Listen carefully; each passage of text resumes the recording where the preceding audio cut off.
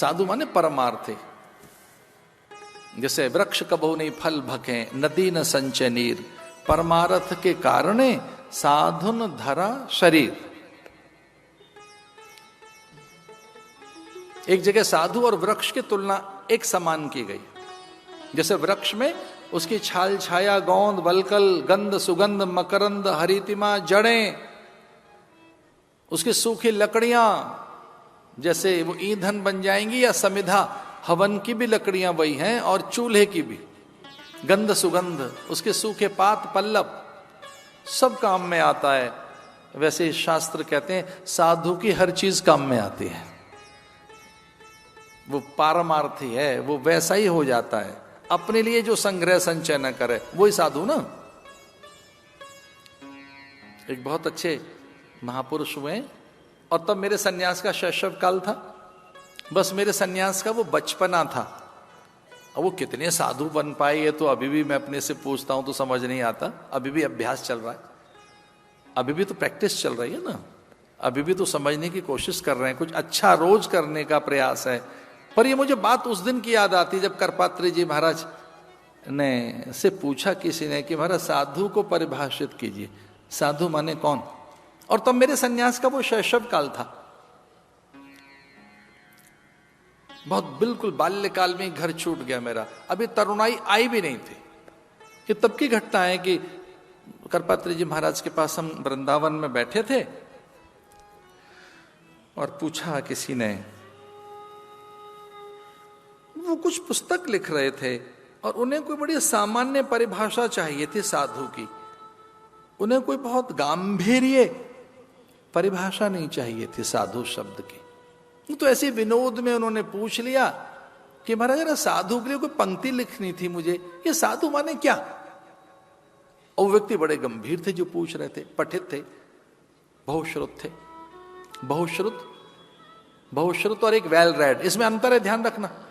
ये आंग्ल भाषी जो आज के पढ़े लिखे लोग पता है किसे बड़ा मानते हैं, वेल रेड, बहुत पढ़ा लिखा। और हमारे यहां कहते हैं बहुश्रुत, जिसने ज्यादा सुना है वो ज्यादा ज्ञानी है। हम साधुओं में पता है किसे बड़ा मानते हैं या किसे अनुभवी मानते हैं, बहुश्रुत, जिसने बहुत सुना है महापुरुषों को, जिसने बहुत अधिक अभ्यास किया है और सुनकर वैसा आचरण बना है, उसे कहेंगे बहुश्रुत। बहुश्रुत जैसे श्रुतियां सुनी है, वेद सुने हैं। तो जो आज की परिभाषा है इंटेलेक्चुअल की, एंड वो मुझे क्षमा कीजिए, सो कॉल्ड इंटेलेक्चुअल, तो उसे पता है क्या कहते हैं, he is well read, the well read, बहुत पढ़ा लिखा आदमी है। और हमारे यहाँ कहते हैं बहुश्रुत, जैसे श्रुतियां सुनी। तो बहुत बड़े आदमी ने, जो बड़े साहित्यकार थे, ऐसे ही पूछ लिया महाराज जी से, करपात्री जी से कि महाराज जरा साधु के बारे में कुछ बताइए, एक पंक्ति लिखनी थी।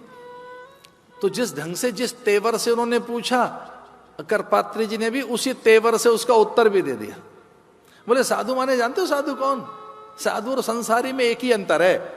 संसारी कौन? जिसके भीतर में संसार रहता है और जो संसार में ही रहता है। तो जो बाहर से भी संसार में रहता है और जिसके भीतर में भी संसार रहता है, जो संसार में ही रहता है वो तो है संसारी। और साधु बोले जो संसार में तो रहता है पर उसके भीतर में संसार नहीं रहता, वही साधु है। जिसकी सांसारिकता खो गई है, जिसकी पारिवारिकता खो गई है, जिसके संग्रह नहीं रहे अपने लिए, जो अपने हित में और अपने संग्रह संचय भंडारण के लिए उत्सुक नहीं है, चिंतित नहीं है, उसकी ये चिंता नहीं है कि मेरा भंडारण हो, मैं जयी बनूं, पराक्रमी बनूं, पुरुषार्थी बनूं, ये तो उसमें रहता है। पर मेरा वर्चस्व हो, मेरा प्रभुत्व हो, मैं ही शीर्षस्थ रहूं, मैं ही शिखरस्थ रहूं, मैं ही जयी रहूं, दिग दिगंत में, लोक लोकांतर में मेरे यश का विस्तार हो, ये जो कामनाएं जिसकी खो गई हैं। तो संसारी कौन? जो संसार में तो रहता है और उसके भीतर भी संसार रहता है और वो संसार में ही रहता है, केवल संसार में। पर साधु वो जो संसार में तो रहता है, जिसकी सांसारिकता खो गई है। मुझसे कोई पूछे भारत के प्रभात का प्रथम स्वर क्या है, तो भारत के प्रथम स्वर का नाम ही है राम। आज भी लोग राम राम बोलते हैं, जय राम जी की बोलते। भारत की कोई चेतना जो रोम रोम में रमी है वो है राम, और ये राम शव यात्रा तक साथ देता है हमारा। राम नाम सत्य है, हरि का नाम सत्य है, सत्य बोलो गति है। राम केवल ऐसे उपासना में नहीं, हमारी चिंताओं के समाहार के लिए है। अरे भारत के लोग तो किसी को की उपेक्षा करें अथवा उन्हें ग्लानि आ जाए किसी का चरित्र देखकर, तो अभी पता है क्या बोलते हैं, अरे राम राम राम राम राम।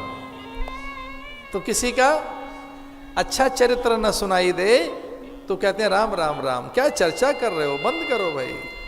तो उपेक्षा में भी राम राम मुंह से निकलता है, प्रसव की पीड़ा में राम निकलता है। अरे धन्य है इस देश का राष्ट्रपिता महात्मा गांधी, अंतिम समय उनके मुंह से भी राम निकला, हे राम हे राम।